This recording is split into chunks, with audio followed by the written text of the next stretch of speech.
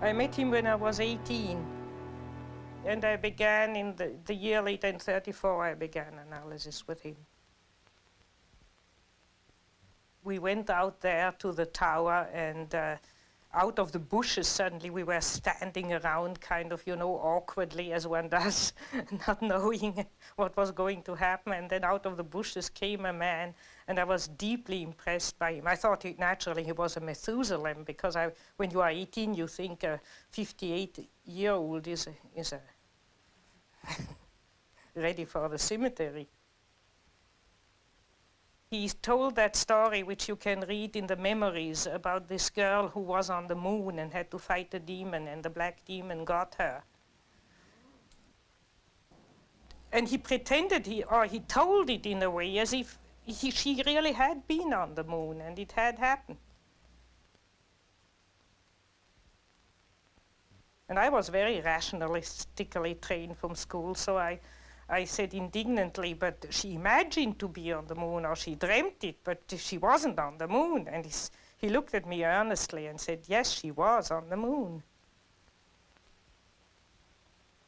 I still remember looking over the lake there and thinking, and either this man is crazy or I am too stupid to understand what he means. And then suddenly it dawned on me, he means that what happens psychically is the real reality. And this other moon, this stony desert which goes around the earth, that's illusion, or that's only pseudo-reality. And that hit me tremendously deeply. When I crawled rather drunk into bed because he gave us a lot of Burgundy, that evening I thought it'll take you 10 years to digest what you experience today. Both Jung and I minded most of all about wholeness,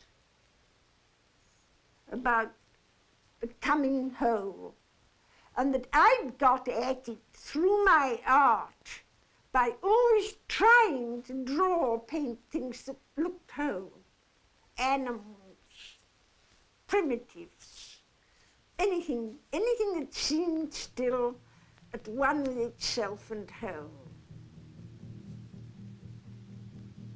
And he'd got at it by studying the things that were wrong with people, and then realizing the way to get it right was to find their wholeness, to find the opposite to the thing that was destroying them so terribly.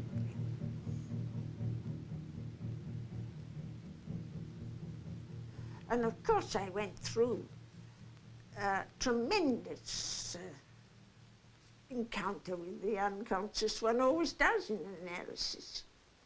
Particularly with him, he didn't let you pick flowers by the way, sort of.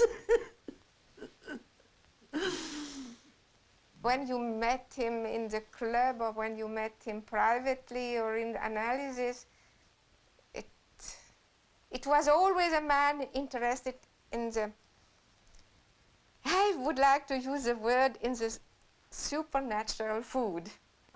Always. Yeah. And to the depths. And you see, you could come into his room in analysis, and he was just speaking about the dreams you had had before, last night, not knowing them, but he was involved. He was so transparent for people. And that was a fascinating thing in the relationship with Jung. Therefore, everybody who knew Jung had the feeling he speaks one's own language. We started talking, and I went home with him afterwards. And to Mrs. Jung's despair, we sat talking until about 3 o'clock in the morning without break. And again, it was I had this very strange feeling, although it was snowing outside, bitterly cold, that I was sitting around one of the first fires in a camp somewhere in the bush in Africa, talking, as you can only talk in those conditions.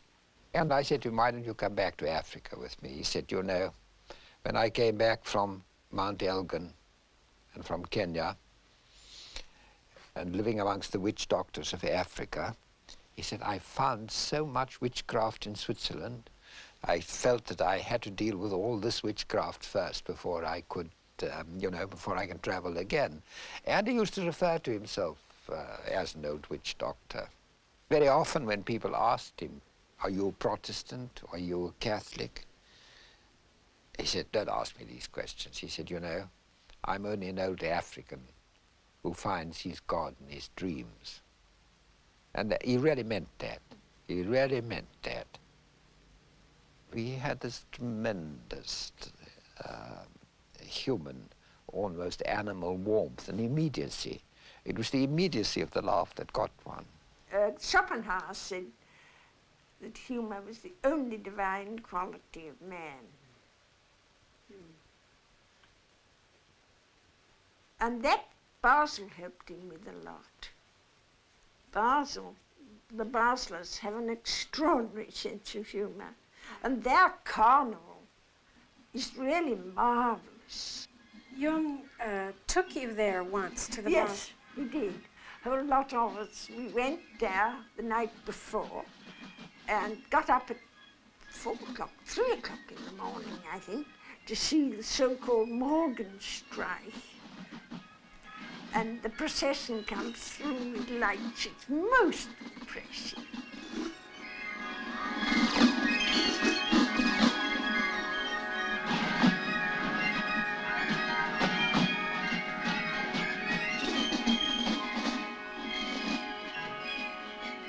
This feeling that he had that if man lived his life religiously, if he lived his life symbolically, then it was almost as if what the theologians called God, and my Zulus called Mkulu, the first spirit, where the first spirit had passed over some of his power and some of his responsibilities to the human being, and that the human being had a God-like task to perform in creation, and the extent to which he performed it, he derived his meaning. It's a very important part of Jung's thinking.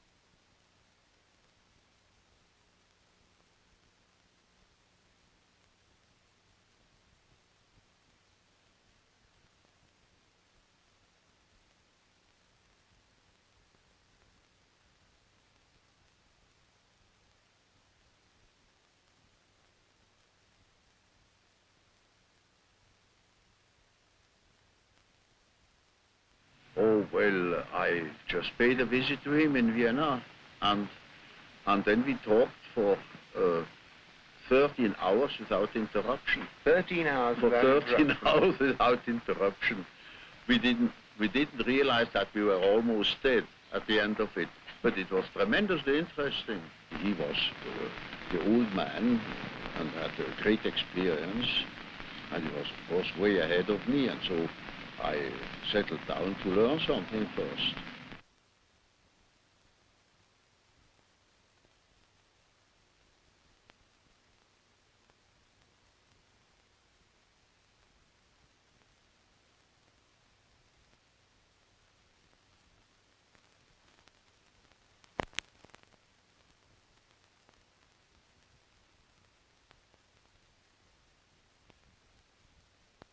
had written that book that cost me my friendship with Freud because he couldn't accept it.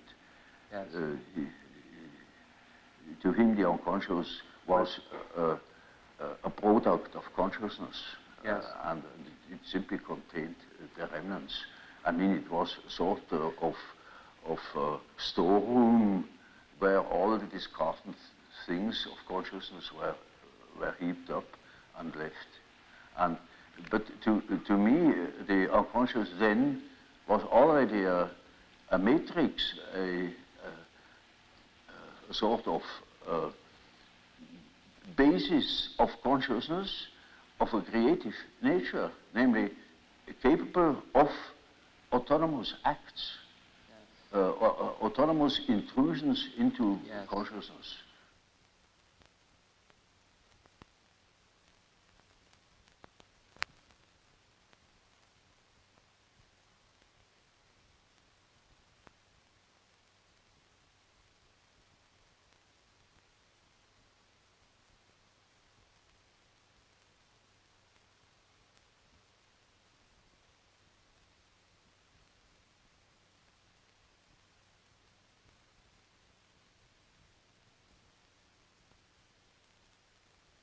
Man's soul is a complicated thing, and it takes sometimes half a lifetime to get somewhere in one's psychological development.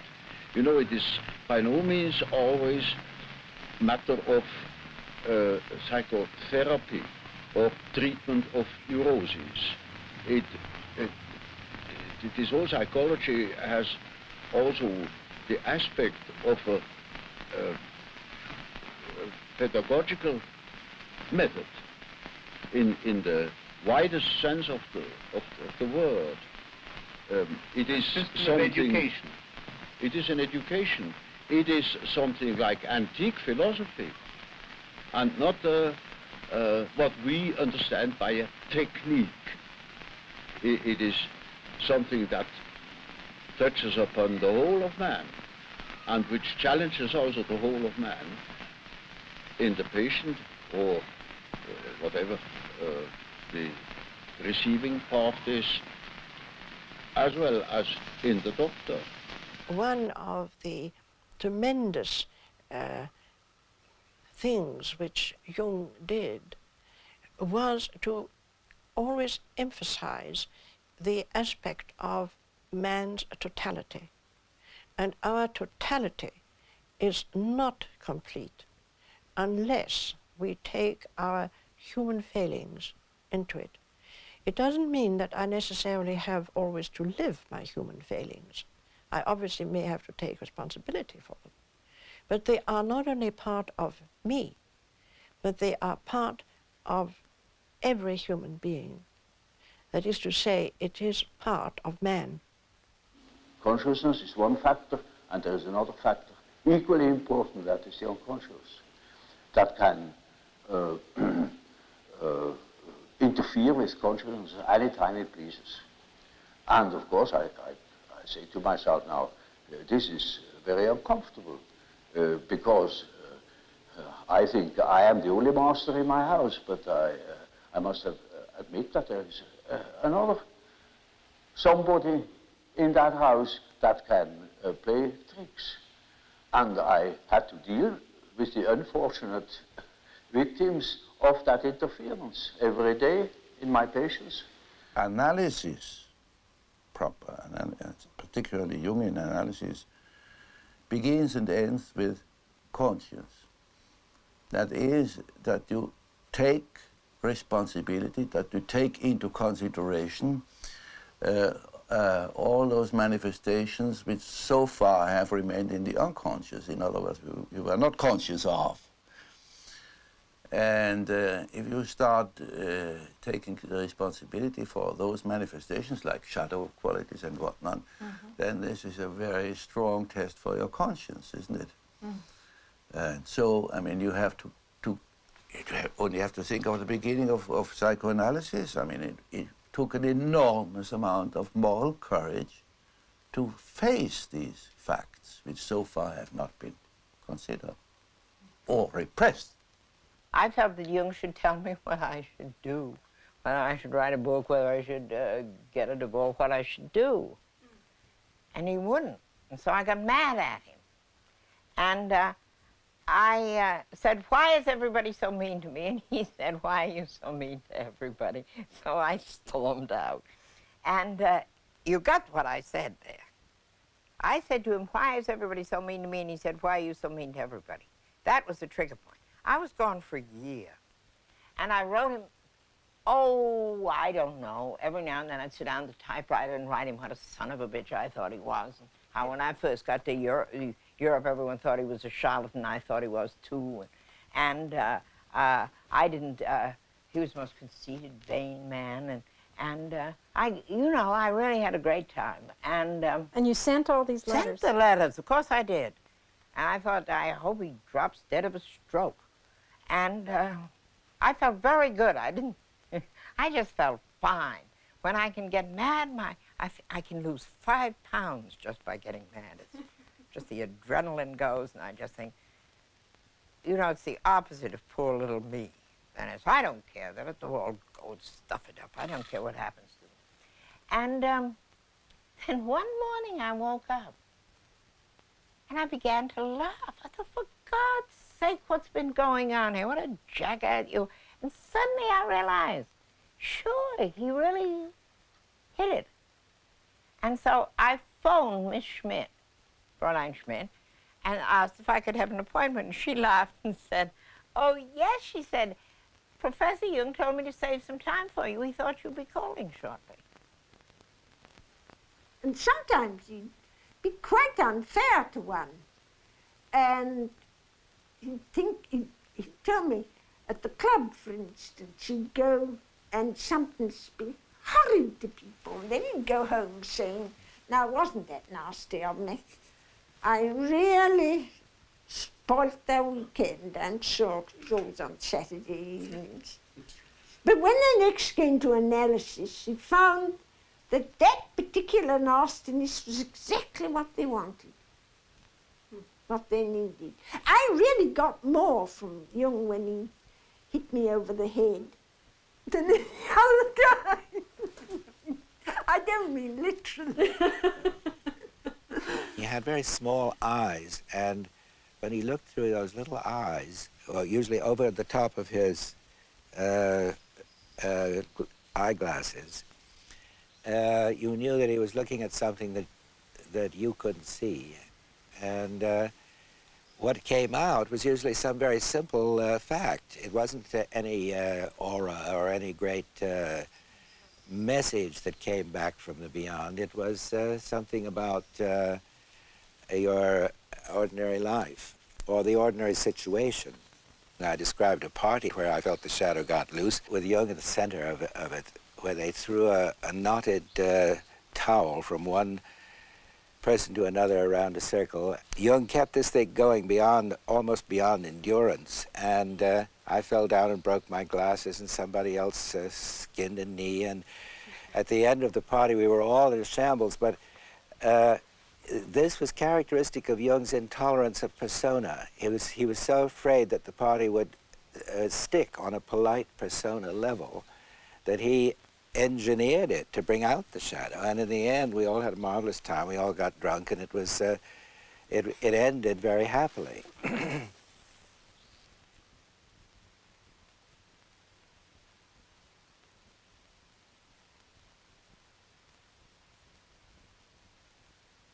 He became a human being, and a total one. I mean, he included everything. He could be terrible. He could be terrible. He could be absolutely terrible. Oh, in these ranges. Yeah. In these ranges. I remember one thing when we sailed on the lake up there, Bollingen, you know, in his boat, and there was the wind died down completely, and we were way up from the Turm, you know. I see. Yes. Way off, and so there was nothing else but to row. Uh-huh. And I was an old sailor, and you know, I knew how to row, indeed, better than he did, as a matter of fact. And also young. So I went and rowed, And he started criticizing me for every single part of a movement I made with those rows, you know. And he knew it better, of course. Oh, and did he row himself? Joan was in the boat as well, my wife, and so it was absolutely, it was hell. It was real hell. Until I said, good, fine, do it yourself. Yes, you Sat finally down. said. And he did it? Yes, he had Yes, to. he had to if you gave. He Yes, had he had to. Yes. I wouldn't make one single move. So, and did he ever apologize? For No, no. never. Oh, he could be terrible. Oh, he could be a real devil. When I was his secretary, he grumbled at me with a very loud voice. And he was, he didn't like when I took it personally. So I took it. And sooner or later, there was a big and very beautiful, how do you say, Belohnung, recompense, a compensation.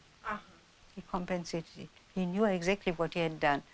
And then one was rewarded if one could stand it and if one didn't took it personally. You see, he was so burdened by his ideas and by people outside and his inner figures. So I understood it quite well. He had to have a let out, besides ventil. Ventilate. And then out. Ventilate. The steam has to go out. Yes. And it sometimes came out on you when you were there. Yes, why not? Yeah. The personal shadow is the personal shortcomings of things which every human being could be conscious of, which is not archetypal. For instance, such things as greed for money or jealousy, inferiorities which everybody has, but prefers not to know about. If one is jealous or if one is suddenly possessed by wanting money or so on, one could know about it if one is honest with oneself. But the collective shadow has to do with the dark side of the archetype of the self. That means it's the shadow of the God image. In the Christian tradition, it would be the devil.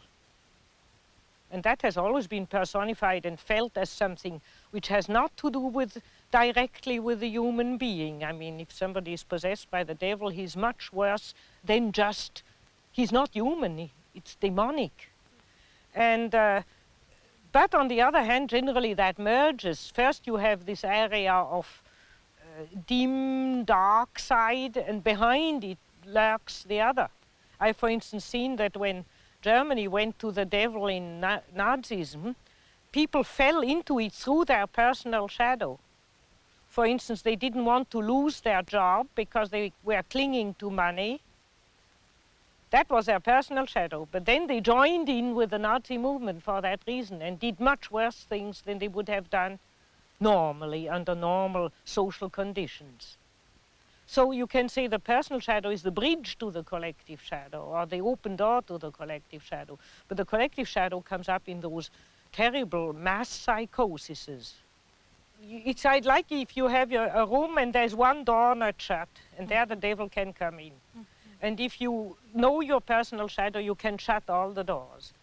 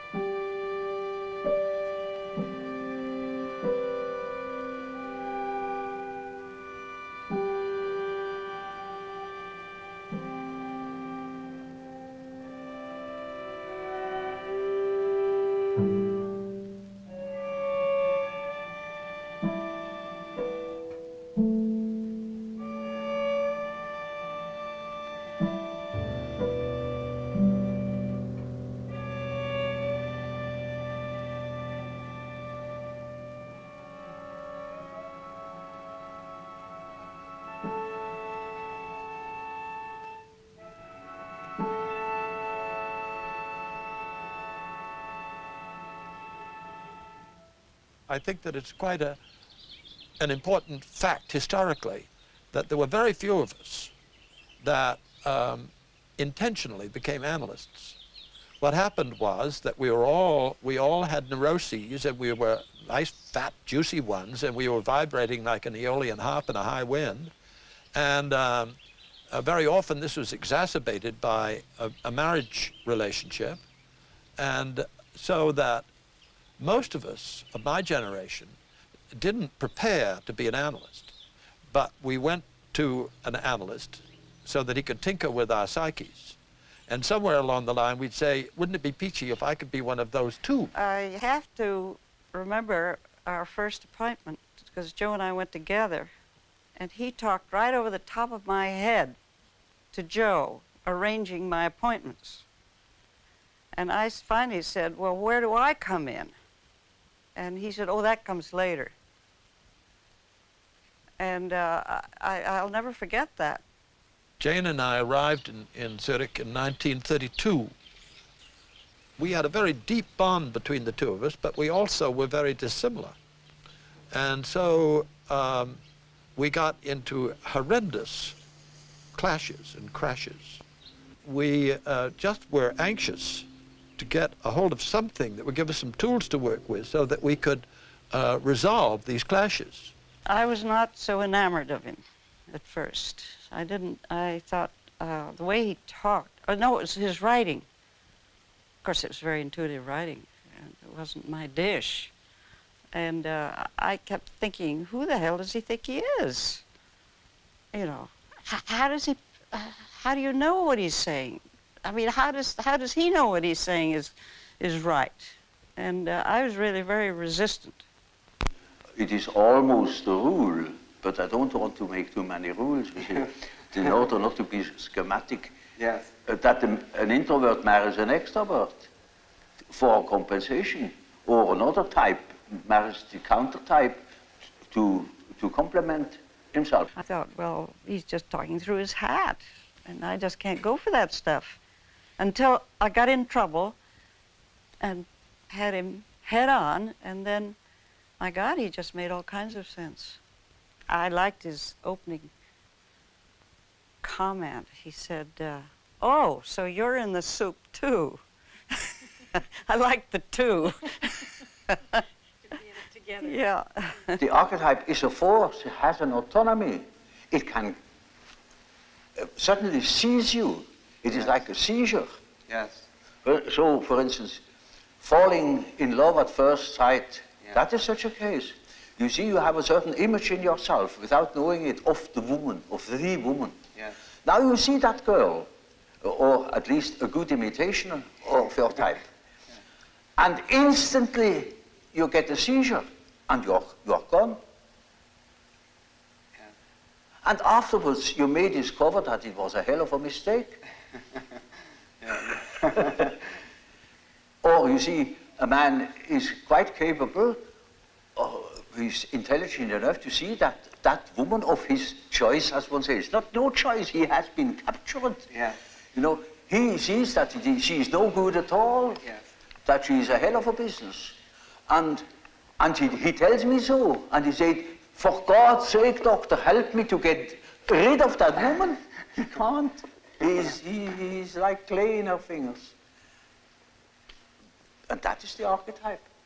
That is so-called archetype of the anima. Yes. Yes. He thinks it is all his soul, you know.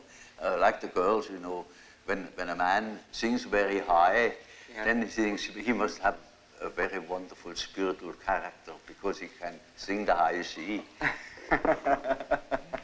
Yes. And she's badly disappointed when she marries that particular number. Yes.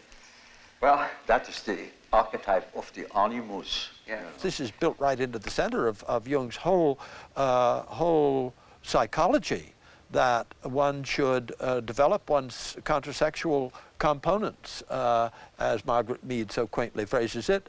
But Jung prefers to talk about the animus and the anima, meaning the feminine side of the masculine side of the woman and the feminine side of the man.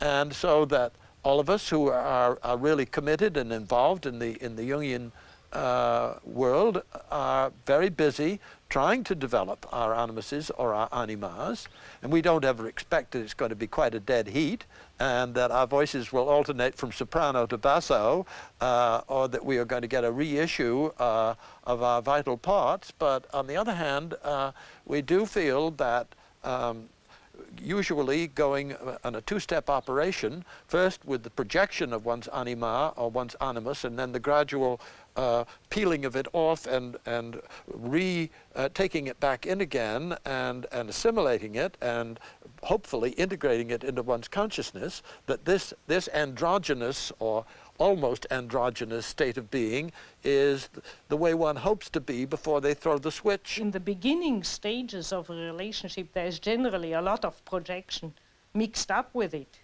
And that is responsible for all those love quarrels. I mean, she makes demands which he can't fulfill, and he makes demands she can't fulfill, and animus, anima, crossing the swords. And I mean, if you tape record a love quarrel, it's the same all over the world, literally. And that is projection. And if people don't run away, but work it out, and take back all what is projection in it, then appears or is peeled out of all this the true relationship. Now it might be none, and then it would be like the Freudian thing, goodbye, and now I see you simply represented that and that in me, and thank you very much, goodbye.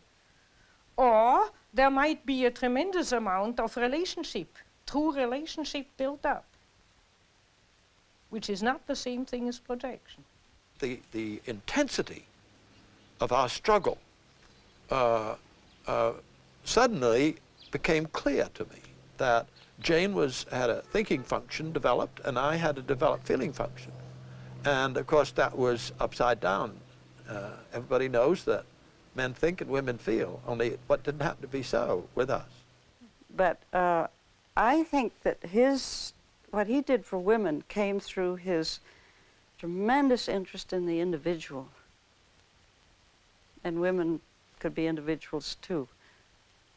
And this problem of what is feminine and what is masculine and so forth and so on almost came as second to that. Mm-hmm. So I think in a sense, and then of course his discovery of the animus and the anima, that did a lot. Jung was not apt to be a father figure. He was, in an astonishing way, near to you. Natural. He could sit down and after 10 seconds you felt to speak with a brother, not with a father. And if you have had this brother relationship to him, where you discussed in a free way, where you accepted that he got angry, where you also were ready to get angry at him, as men do, in an upright, clear way, it was easy to get along with him. But the moment where one thought that he was a father figure, he was for men very destructive. Because he was too irrational to give a guidance as a father. He changed too openly, too often his mind to give such a guidance. Now, it's a natural thing to change one's mind, but a normal thing. But a father should give a certain guidance, and he had no intention at all to give a guidance. So for men, it was often difficult because the moment men look, and many men look for a father, whereas with women it went along much better because a woman doesn't look so much for a father, she looks for a lover. And he was charming, seducing, and there he offered transference, often a little bit too much. But with a great healing power. With a great healing power. Well, what about the atmosphere in Zurich at that time? Well, that's what put me off. Oh, the cultism was just reeking. It was just awful. There were the transferences. And I swore I would never get a transference. That one thing I decided right away, because it just looked too awful. I mean, these people were just goofy. And, but I got a transference. Couldn't help it. Couldn't help it. Because, I mean, after all, you get a transference because what's missing in you has got to be seen in somebody else. And there was plenty missing in me, you know, and with a man of Jung's caliber, there's a lot missing. It is a regular observation that when you talk to an individual, and this individual gives you insight into its inner preoccupations, interests, emotions, in other words, hands over his personal complexes, then you get slowly and nilly-willy into the situation of a sort of authority. Yes. A point of, you become a point of reference. You know you are in possession of all the important items in a person's development. Now you see, that creates an emotional relationship to the analyst. And that is what Freud called the transference. Yes. Which is a central problem of analytic psychology. It is just so as if these people had handed out their whole existence, and that can have very peculiar effects upon the individual. Either they hate you for it or they love you for it. Yes. But you are not indifferent to them.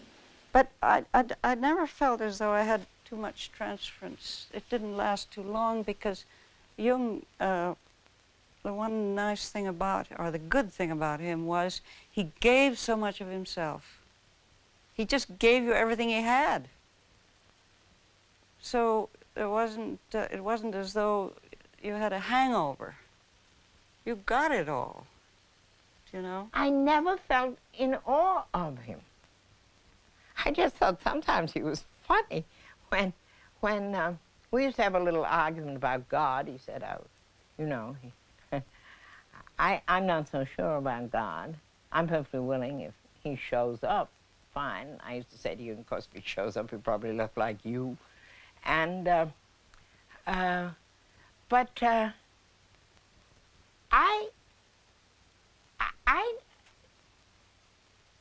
guess that I thought before I got mad at him, I thought that he would have some kind of a solution to life's problems.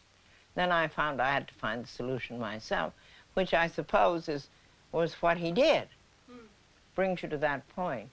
We didn't know whether we were fish, flesh or fowl, and we had to find ourselves anew. I dreamt that Jung was a Protestant clergyman standing at a pulpit giving a sermon, and we were all in the pews, and when he finished his sermon, all the others got up and began to chant mandala, mandala, the way they might in Christian times have said Hosanna. And this represented a worshipful attitude to Jung that was laughable, as you can imagine. So I thought, I hate to tell Jung this dream, but I did. And he said, well, of course you should feel that way. I was simply projecting my own Protestant background, making Jung a father figure, making the other people into a group which they were not. Freud always wanted to break a transference and to resolve it. To resolve it and to bring people to life again, down to the adaptation to life again. But Jung had another point of view, had the feeling as long as we have a strong transference, one must serve it, because he said there is a greater personality involved in transference. And we don't know what this greater personality has in storage, and so we must serve it. And that was tremendously difficult for Jung. He often told us, you see, I should have 10 lives in order really to follow the development of the integration process so deeply as he did with us all. Yes. But that was also what interested him. He many times said, without you women, I couldn't have developed my psychology. I had a case that was an intelligent young woman. She was a student of philosophy, very good mind, where one could expect easily that she would see that I am not the parental authority. But she was utterly unable to get out of this delusion. And in such a case, one always has recourse to the dreams.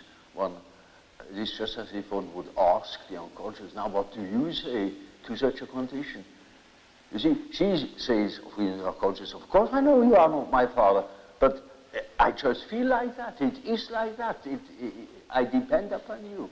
And I say, now we will see what the unconscious says. Now the unconscious produces dreams in which I really assumed a very curious role. You know, she was the little infant, she was sitting on my knees, I held her in my arms, I was a very tender father to the little girl, you know, and more and more her dreams became emphatic in that respect, namely that I was a sort of child, and she is a very little, frail human thing, you know, and quite a little girl in the hands of an enormous being. And the last dream of that series was, I cannot tell you all the dreams, was that I was out in nature. I stood in a field of wheat, an enormous field of wheat that was ripe for harvest. And I was a child. And I held her in my arm like a baby. And the wind was blowing over that field of wheat. Now, you know, when the wind is blowing over wheat field, these waves in the wheat field. Yes, yes. And with these waves, I swayed like that, putting her as if it were to sleep, you know. And she felt as being in the arms of a god, of the Godhead. And I thought, now the harvest is ripe. Yes. And I must tell her. And I told her, you see, what you want and what you project into me, because you are not conscious of it, is you have the idea of a deity. You don't possess. Therefore, you see it in me. Yes. That clicked. She suddenly became aware of an entirely heathenish image. Yes. That comes fresh from the archetype. She had not the idea of a Christian God or of an Old Testament Yahweh. It was a heathenish God, you see, a God of nature, of vegetation. He was the wheat himself. He is the spirit of the wheat, the spirit of the wind. And she was in the arms of that Newman. No. Now, that is the living experience of an archetype. Now, that made a tremendous impression upon that girl, and instantly it clicked. She saw what she really was missing, that missing value, that was in the form of a projection in myself and made myself indispensable to her. Yes. And then she saw it is not indispensable, because it is, as the dream says, she is in the arms of that archetypal idea. Now that is a luminous experience, you see. And that is the thing that people are looking for. Yes. An archetypal experience that gives them an incorruptible value. You see, they depend upon other conditions. They depend upon their desires, their ambitions, depend upon other people, because they have no value in themselves. They have nothing in themselves. They are only rational, and they are not in the possession of a treasure that would make them independent. But when that girl can hold that experience, then she doesn't depend anymore. She cannot depend anymore, because that value is in herself. And that is a sort of liberation. Yeah? And that is, of course, makes her complete, you know. Inasmuch as she can realize such a luminous experience, she is able to continue her path, her way, her individuation. The acorn can become an oak and not a donkey. If you have a relationship to C.G. Jung, then you have to work on it, and the meaning is a result, perhaps, you see. One can say I projected on him a father, but I also projected on him a mother, you see. And the one who accepted me, I could say. And from this, in the course of the years, I found a place in this world. I found a place in myself and in the world. A transference is a projection. Yes. So I projected on him this and that, and he took it seriously, and he acted accordingly. But he never laughed at it. He accepted it. He accepted it. I remember once a patient wanted to marry Jung. She was convinced that he was the man for her and for her lifetime. In vain, Jung explained to her that he already was married. She continued to be convinced, and therefore Jung accepted. She went on, prepared a marriage deal, had printed cards, everything was ready. Jung continued to accept in full confidence of unconscious reactions coming from the patients or from him. And the day before the planned marriage, he got an express letter from the patient telling him that this night God had told her that unhappily enough the marriage would not be possible. The patient came out of her psychosis, had always in her memory this event, and was completely balanced afterwards. That's how Jung handles the transference situation as a full reality, and having fully confidence in the unconscious, which would lead the patient and himself through the seemingly difficult situation.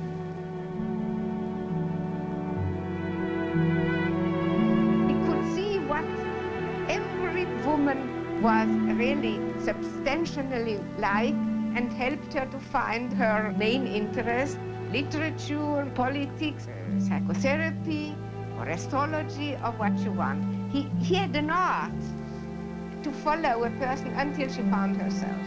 And the value of transference was great for Jung himself.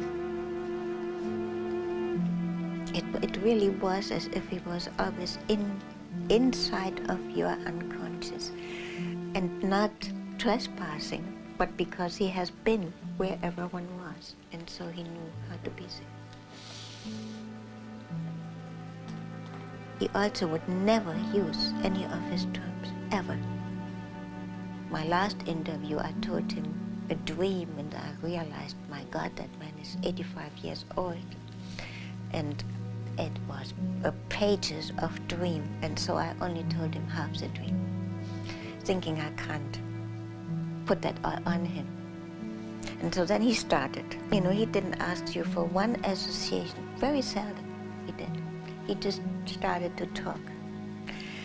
And I was kind of not making the connection, which what he was talking about had anything to do with my dream, but I knew better that I will find the connection if I listen eventually.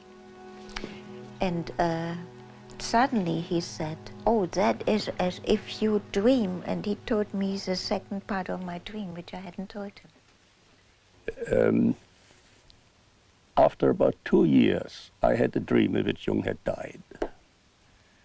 And I was in his house in the antechamber where he was laid up. And I paced up the room, very depressed, very unhappy. And suddenly my feeling changed, as if I pulled up my socks and, well, all right, he's dead now as far as to go on and work. I told Jung that dream, and he said, well, all right, now you can see patients. You're ready to see patients. One didn't see it, but one felt it, that a ray of his spirit was falling onto us. And one was terribly spoiled, because compared with this, as a man, we are no more so interesting.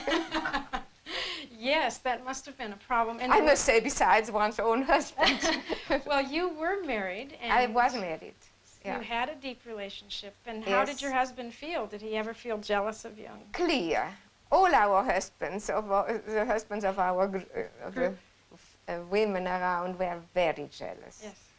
But since they knew, understand, that Jung was not falling into the traps and wishes of the women, so they had not to be really jealous, because Jung never misused his position and all these transferences. Now, Jung worked in this rejected feminine world of the unconscious for years. People came to him. He was particularly successful with women patients. And one person came into his life very early on, because she's already with Jung and Emma Jung at the famous conference in Vienna, where they are all photographed together. And that is Toni Wolff. Well, all I can say is that, of course, she was a most extraordinary person, there's no doubt about that, and she was a great head to Jung, too. I mean, when it comes to psychological types, for instance, she played a very important part there. In his development of his ideas. He had all his knowledge in philosophy and so on and so forth. And she had been one of his patients to begin with. I see. Oh, yes. And I remember he was very proud of the fact that he had succeeded in curing her.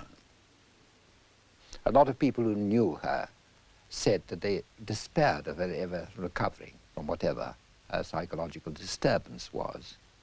I think one must accept that it was profound enough to fit the rare, exceptional spirit she was, because in a sense, the rarer, the more exceptional the spirit, the deeper the psychological suffering. And Jung managed to bring her out of this, so that by the time of the famous Vienna conference, she was already an integrated, working personality. And to me, that photograph is very moving, because the one who looks young, as if she's just been born, is Toni Wolff. She sits there with these large eyes. Jung had an instinct that what was wrong with life, what made life tear apart, made it incomplete, was because the feminine was rejected, driven insane, driven mad by a world of men, rejected by a masculine-dominated world. And that time when he let himself go, and when he landed deep down in what he came to call the collective unconscious, all this rejected feminine in himself confronted him. Toni Wolff was being analyzed by Jung. When Jung started to have his active imagination, it really got going and he got rather unstable. And that Toni Wolff simply said that she wasn't going to go on with her analysis with him and that she was going to have a relationship with him. And more or less, I gather, took him by the ear and did so. In this unfamiliar, terrifying underground of the collective unconscious, she was Jung's guide, to such an extent that she lived with him. And she took over the whole of the burden. And of course, the tensions caused by that in Zurich and in the family must have been tremendous. She reflected his anima in a way that Mrs. Jung didn't. It was she who introduced him to all the Eastern things, Eastern spirituality, Eastern philosophy, and so on. They were lovers, I take it? Oh, yes. Yes. Emma knew of their relationship, but she didn't wish to divorce you. Oh, good gracious, no. It would never have entered her head. No, I see. I mean, that wouldn't have been done. I mean, that's rather unusual.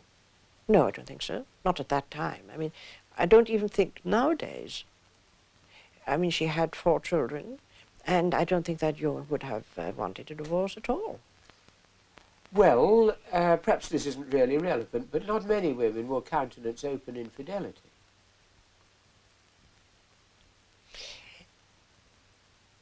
Please forgive me. I am not so sure if that is not a kind of British, maybe even English prejudice, conditioning, or something. I think that... I think it's an American one, too. Is it? Without Toni Wolff, he couldn't have made it, because she had breaks in a way, and she was stopping him always when he had a temperament where he was losing himself completely and without boundaries. And Toni Wolff stopped him and always brought him back to reality, and that was tremendously important for Jung. Was she originally a patient? And then she also understood him. Yes. She had such a bright mind that she grasped it even before he understood it. And she was also really furthering his intuition very much, because at that time he was also, I mean, he was a medical doctor. He had worked at the asylum of Burghölzli, yes. And he was very intellectual until really he came to know her. That was the point. There was nothing shadow in it, no shadow. And Jung wanted to be and tried to be as conventional as possible, wherever possible. So that in the inner world, and in his relationships with both women, he could be as unconventional as he really was, as unique as he really was.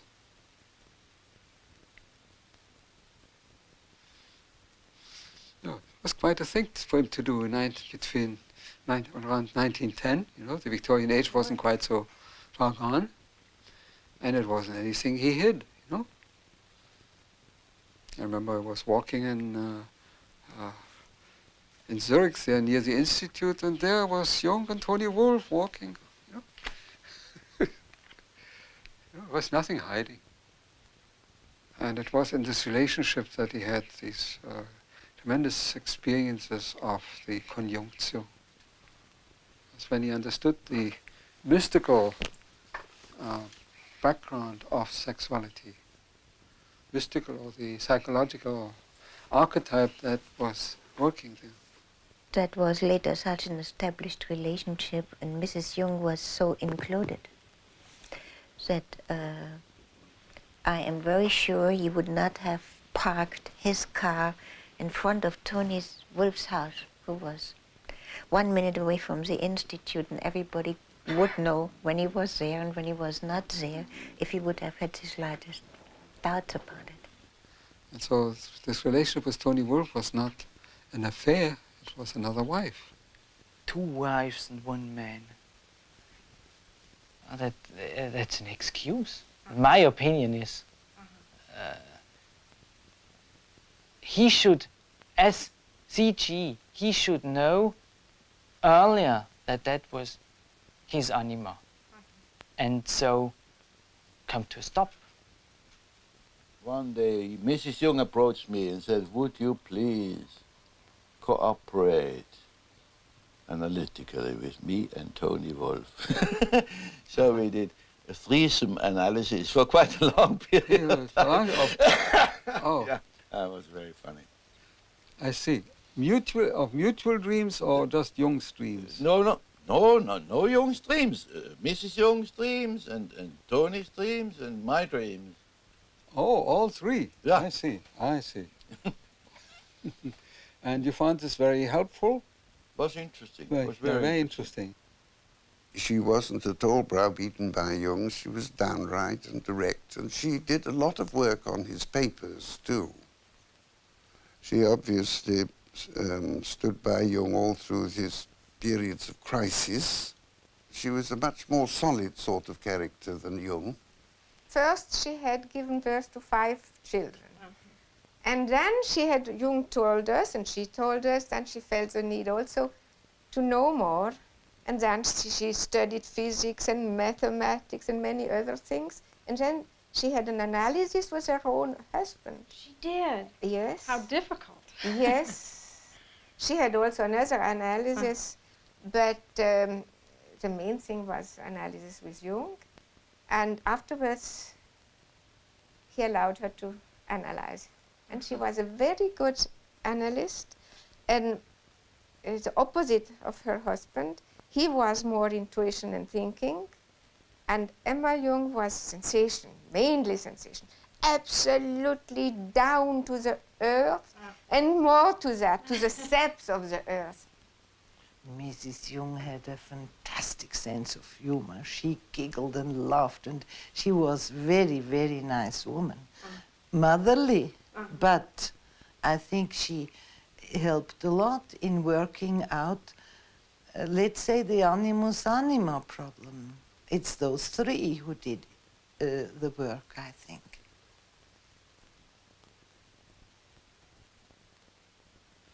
Emma Jung said to a close friend of mine just before she died that she had never ceased to be grateful in her life for Toni Wolff, because Toni Wolff was able to do for her husband something that she could not have done. I think what's remarkable is that they made it. And I think they're the ones, that Toni and Emma are the ones that made the threesome situation possible. They worked out something between them. Jung, in his dedication copy of Answer to Job, wrote, well, I have to translate it, unasked dropped from heaven.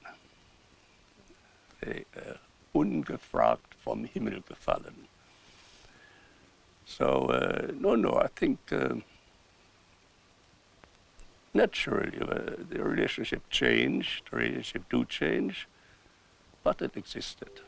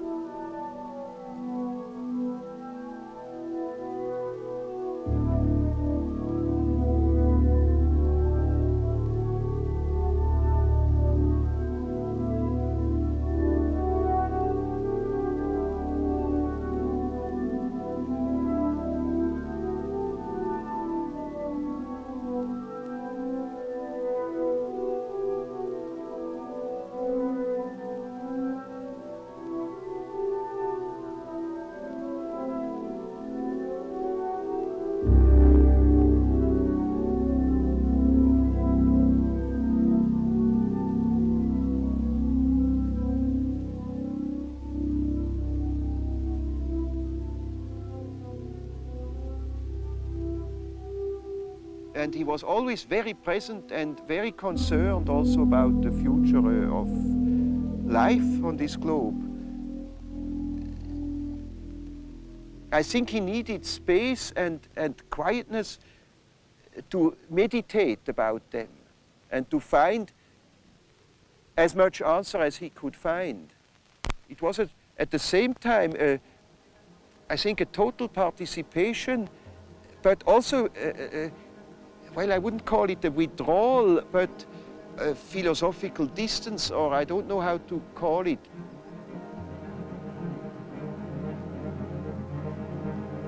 He went to Berlin so often during the year, and he did all his reading up there.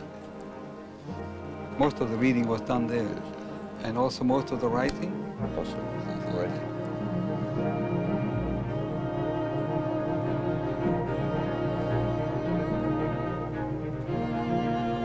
In the fall of 1922.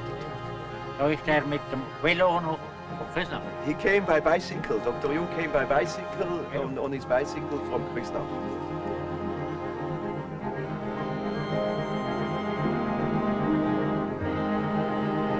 The western part of the land was sold by Mr. Hugenvatter's father to Dr. Jung. Mr. Hugenvatter's father and Dr. Jung had a very good relation. Das ist der Freitag. Gerade am Filmen. Ja, nein, ist schön. Und der Bruder auch noch. Großvater. Und Sie haben das im letzten Moment beschlossen. Ich habe mit jedem geredet. He spoke with everybody. Wenn er in Ordnung ist, behalten. And when they were in trouble, you see, for instance, with bringing in the hay before it came raining, Dr. Jung would help them.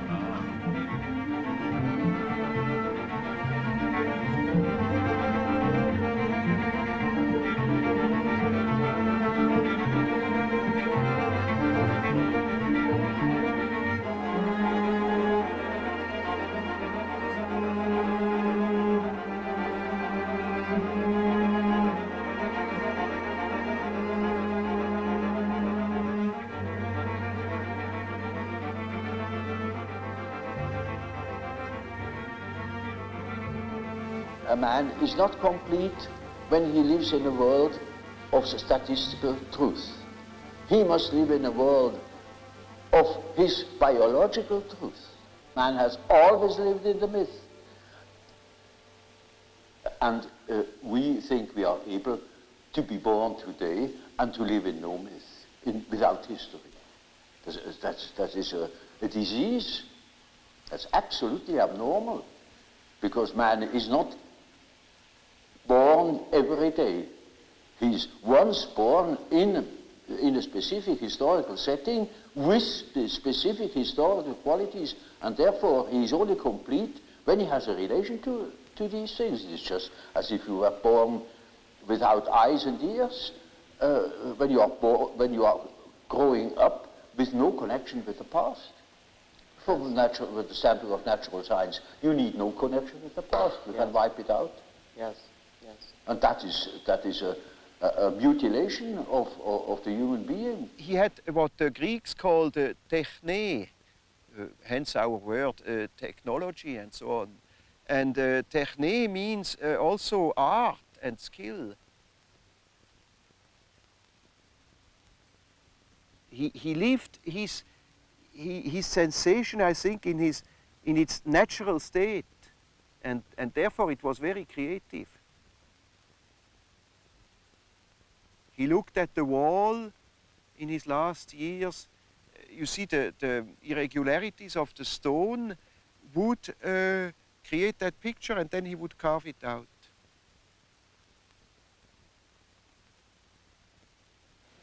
The statements of every religion, of many poets and so on, are statements about the inner mythological process, which is a necessity, because man is not complete if he is not conscious of that aspect of things. Well, we have to revive primitive superstition. Because in primitive people, their sword has a soul, their hammer has a soul. No smith would start making a sword without a ritual first. Still in the Middle Ages, the heroes who depended on their sword, think if your sword breaks in battle, you're a dead man. So their sword had a name and a soul. They knew that sword, and the solidity of that sword was their fate. And now it's still so. Let a few of your atomic plants explode, and please. Matter, if it has to cooperate with you, needs loving care. And not only technically by oiling and so on. You have to kind of live with it. Otherwise it plays you tricks.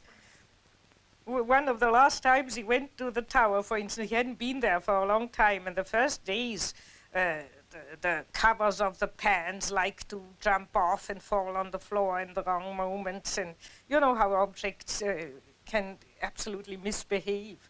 So he put himself up in the middle of the kitchen and said, now, ladies and gentlemen, pots and spoons, I know I have neglected you for a long time and you are angry with me, but I beg your pardon and I ask you now to cooperate again. And from then on, there were no more accidents. He had great fun with that. If you notice, it's highly symbolic. The days you can't open a door, you can't get at something, or some object hides from you just when generally when you are not in yourself and in an impatient mood or so on, then everything plays you tricks. It's naturally your own unconscious mixed up with it. But it communicates with matter. We are only deeply unconscious of these facts because we live all by our senses and outside of ourselves. If a man could look into it himself, he would discover it. Yes. And when a man discovers it, in our days, he thinks he's crazy. And he may be crazy. He played a lot along the lake, and he did it very often alone. He took always a little shovel, removed the sand, and then played with little rivers and so on. And he said when he was 83, he said one day when we were playing, I was generally watching him, playing a bit with him. And he said to me, you know, only today I have suddenly thought, what am I doing when I'm playing like that? That's what I have done all my life, digging out springs. He was just enjoying that. He called it the waterworks. And always before he was writing, he did some days or even weeks of waterworks till he was in the right mood, and then he began writing.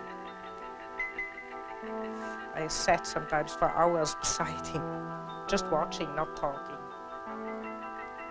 Once an old peasant went along and said to me, isn't this Professor Jung not a world-famous man? And I said, yes. He is, and he said, wouldn't think it if you see him like that. I have the feeling I am able to help this thing which guides my life. I am not doing it, but I can help him in some way. And that's something which probably Jung has invoked in me. Your good ideas are not produced by your will. It comes to you. You must make yourself ready. I think that's all, and you must have a certain amount of interest. And that's also when you have a difficulty in yourself, you must be interested. You must get the answers from somewhere. You can't produce it yourself. You can't calculate it, and it must. At least most of the important things come from somewhere, and the rest you can then afterwards work out by a kind of technique or routine, and so on. But you can't do everything with routine.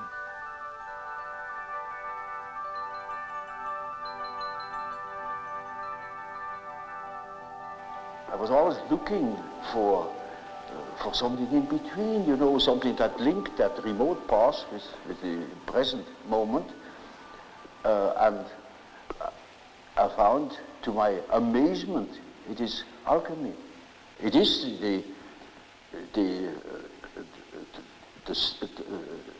the basis of our modern way of conceiving things. And therefore, it is as if it were right under the threshold of consciousness. Gives a wonderful picture of how the development of archetypes, that means the movement of archetypes, looks when you look upon them as if from above, namely from today, you look back into the past and you see how the present moment has evolved out of the past. And we can construct or even predict our the unconscious of our days when we know what it has been yesterday. And when I heard Jung talking about alchemy, it was like a revelation for me to see how, because there are religious ideas which are on the foundation of all these scientific work. The energy that you do, that you start to do chemistry, comes from somewhere which is not a really rational thing. It's an emotional thing. For Jung, religion was an attitude. For Jung, religion was an attitude to life and had absolutely nothing whatever to do with any kind of creed.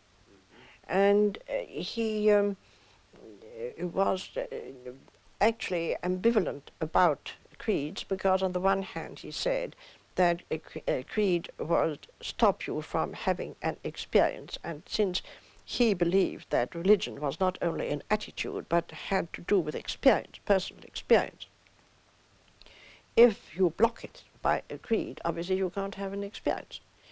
But at the same time, he also thought that a creed might be a tremendously important framework for someone whose ego was too weak to stand the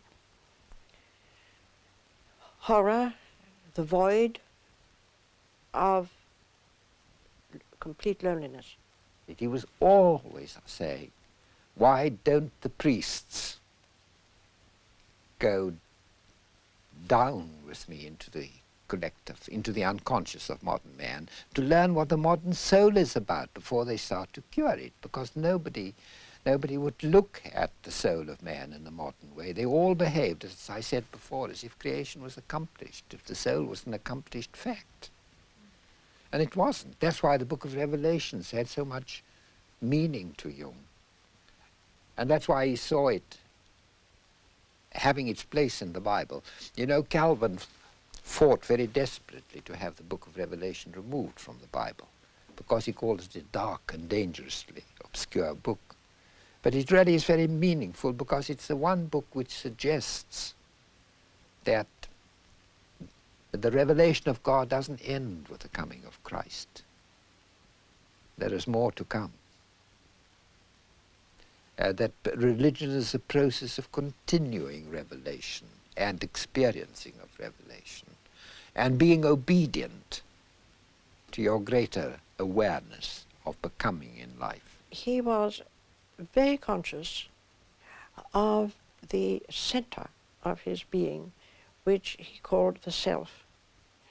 And he would talk about the God image living, being alive in this center of our whole being.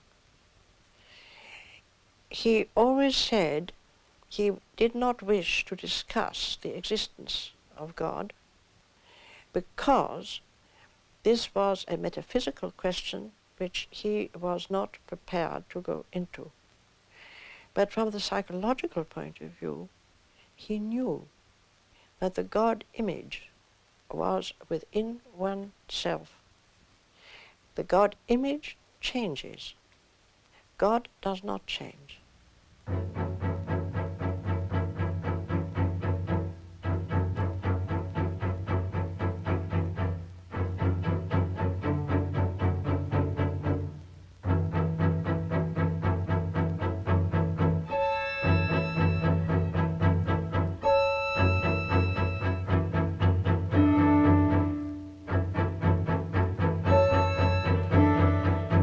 I never could claim that any kind of human work could reveal something about the nature of God or about his existence.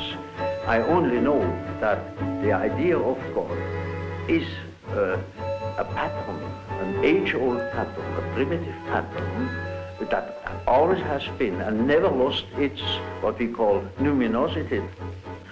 It is always there and it still plays the same role as it always did. We can establish the existence of that pattern, and that is for our practical purposes enough. Because when we can integrate such an idea in our mind, the idea of such a being, then that gives an entirely different scope to things.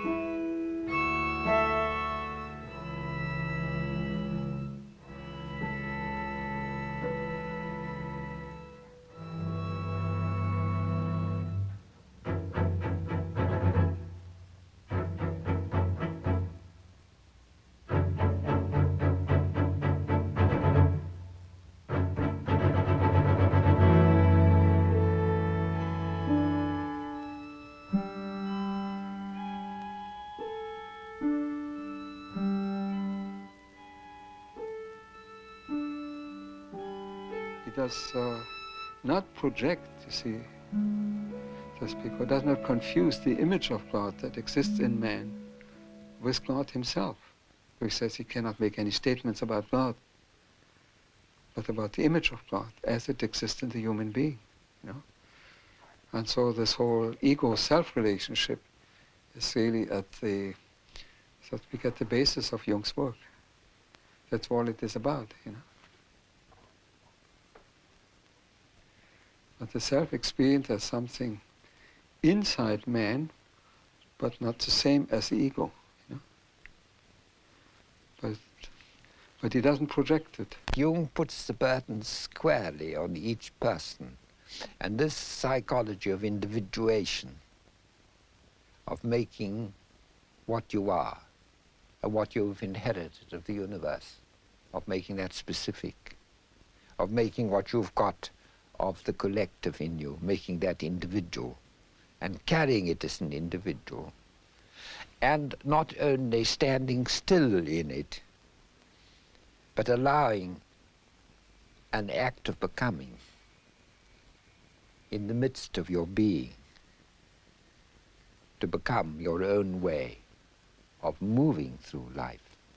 This is the hardest thing you can ask of human beings. What would you say the main value of the research and the writing that you and Jung have done on alchemy is? I would say that a civilization needs a myth to live. We know that if missionaries destroy the myth of a primitive people, they destroy them also physically. They begin to drink, they degenerate, they are lost. And no civilization can live only from welfare. It needs a myth to live. All great civilizations, when they were flourishing, had a living myth. And I think that the Christian myth on which we have lived has degenerated and has become one-sided and insufficient. And I think that alchemy is the complete myth. And that therefore, if our Western civilization has a possibility of survival, it would be by accepting the alchemical myth, which is a completion and continuation, but and richer completion of the Christian myth. That's a myth we could live again with, in contrast to the Christian myth, which doesn't satisfy a great amount of people anymore. And the Christian myth is deficient on not including enough the feminine, or in Catholicism they have the Virgin Mary, but it's only the purified feminine. It's not the dark feminine. And in excluding matter and treating matter as dead and the realm of the devil. And in not facing the problem of the opposites of evil. And alchemy faces the problem of the opposites, faces the problem of matter, and faces the problem of the feminine. The three things which are lacking in Christianity. And therefore it complements the Christian myth and could revive it too that way. For 2,000 years, the Christian religion has told you to repress the evil. And look at the damn thing now. It began to be so visible at the First World War. And that's now a very great many years ago, isn't it? Not sure. And it's on a much grander scale, much larger scale, the possibility. Oh, far. Far. What is it? What did we learn from alchemy? It's finally that in each of us there is a rejected part, the which can become the cornerstone, like it's written in the Bible. And we have to be aware of the stinking side, of the bad-smelling side, of the, as Jung says, about the urine, about the excrement, and all that in our life. And this is the beginning of the way of God. This is the beginning of the transformation. The psychology of individuation has nothing to do with politics at all, because it deals with the ultimate values. But yes, it has shattering political implications. And I think we are not now, we cannot behave as if this journey into the collective unconscious hasn't happened. Because it has happened, we can't plead ignorance anymore. It has happened, and because it's happened, because we are facing a universe within, objective universe within, as great as the universe without, we can never be the same again. We cannot ignore it. And it has enormous political consequences for us. And the kind of society, the kind of politics that will save us will have to be where more important than any other quality in our politicians, we must demand psychological illumination, psychological awareness, because otherwise we get people sparring with their own shadows. Otherwise you get nations, as we had in 1939, like the Germans, projecting their shadows onto the Jews, and then when they were eliminating the Jews onto the Poles and God knows what not else, you see. And Jung often said to me, he said, the human being who starts by withdrawing his own shadow from his neighbor is doing work of immense, immediate political and social importance. What you would call the personal shadow of people didn't upset him. He just grumbled and cursed a bit, but that's not the problem of evil. It's that major evil of complete destruction which worried him. And his real approach to that was the inner work yes. that he did. The only thing you can do, to confront yourself with it where you are. All the rest, all the benevolent, if benevolent preaching would help, then we would be out of the trouble long ago, because we get a lot of benevolent and reasonable preaching, but it doesn't help. So the only place where you can really put the hand on it and deal with it body to body, the problem of evil, is in yourself. And there you have the hope to change something, but the hope to change the world is a childish illusion. As we've seen, the collectivist pattern taking over all over society. The paradox is you get a form of totalitarianism which is producing collectivism, then you get a kind of creation of greater monopolies of commerce, bigger and bigger business, producing a kind of organization man, which is the equivalent of the totalitarian organization man, where this individual thing disappears. And really, this kind of this kind of politics of individuation, which you might call democracy, ceases to exist. And this is the point where we've reached at the moment.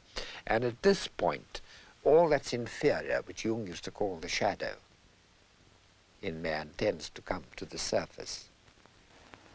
The world hangs on a thin thread, and that is the psyche of man. Nowadays, we are not threatened by elementary catastrophes. There is no such thing as an H-bomb. That is all man's doing. We are the great danger. The psyche is the great danger. What if something goes wrong with the psyche? You see? And so you see, it is demonstrated to us in our days what the power of the psyche is of man, how important it is to know something about it. But we know nothing about it.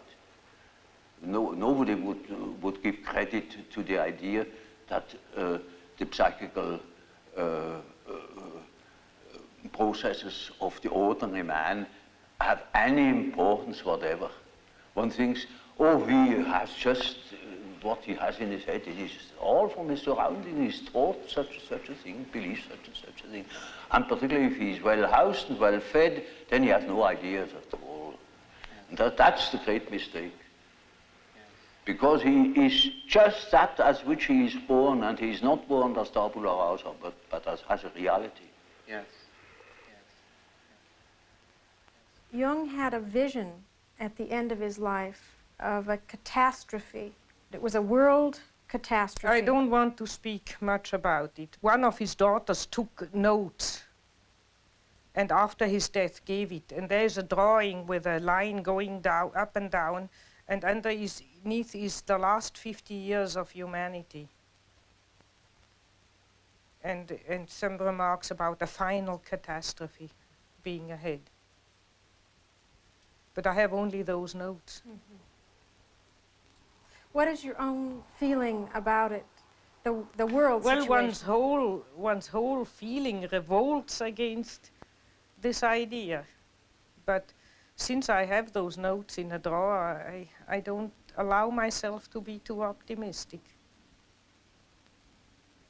I think, well, we have always had wars and enormous catastrophes, and I have no more personal fear much about that. I mean, at my age, if you have anyhow soon to go, so or so, egocentrically spoken. But the beauty of all the life, to think that the billions and billions and billions of years of evolution to build up the plants and the animals and the whole beauty of nature, and that man would go out of sheer shadow foolishness and destroy it all. I mean, that all life might go from the planet. And we don't know. On Mars and Venus, there's no life. We don't know if there's any life experiment elsewhere in the galaxies. And we go and destroy this.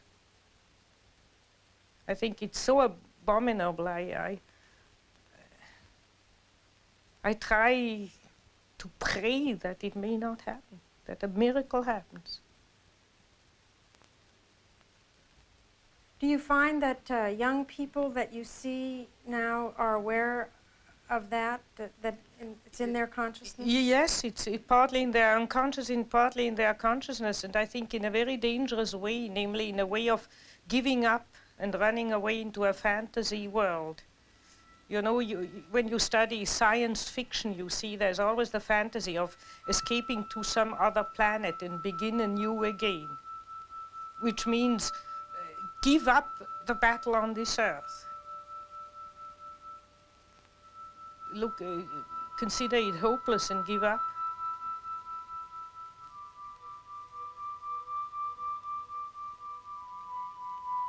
think one shouldn't give up. Because if you think of answer to Job, if man would wrestle with God, if man would tell God that he shouldn't do it, if we would reflect more, that's why reflection comes in. Jung never thought that we might do better than just possibly sneak around the corner with not too big a catastrophe.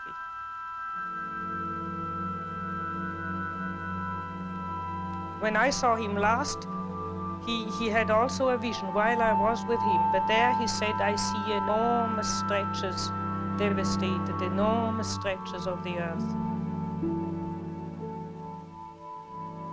But thank God it's not the whole planet.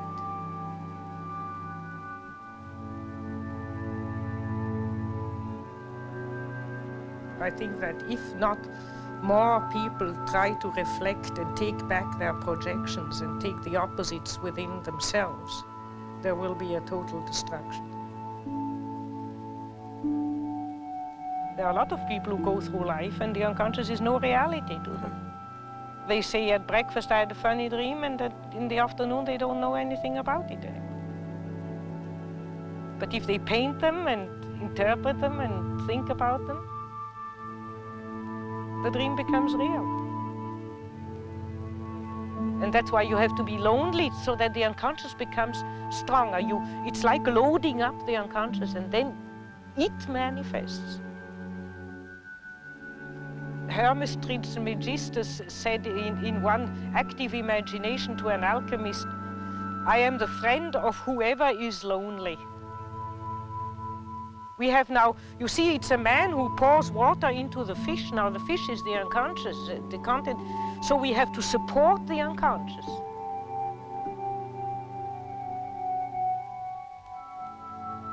It's not enough to just have it.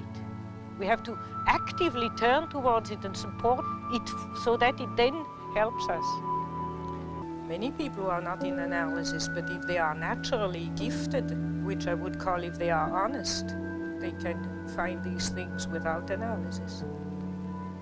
I've lived in this tower sometimes 3 weeks alone without speaking to one word to anybody. And I sometimes thought I was going off my head. But the unconscious became alive. It was my partner. There are no other similar beings like man that are articulate and could give account of their functioning.